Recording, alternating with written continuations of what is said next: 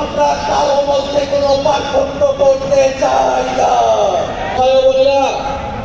আমাদের সর্বোপরি শহীদ অভ্যুত্থানে অংশগ্রহণ করছেন, তাদেরকে স্মরণ করে আপনার উপরে চাপবাস এবং গ্রামীণ অর্থনীতি স্থানীয় পর্যায়ে শাসন ব্যবস্থায় জনগণের অংশগ্রহণ নিশ্চিতে গ্রাম পার্লামেন্ট গঠন করবে এবং এই পার্লামেন্টের হাতে স্থানীয় সমস্যার সমাধান ও উন্নয়ন তদারকির দায়িত্ব অর্পণ করব।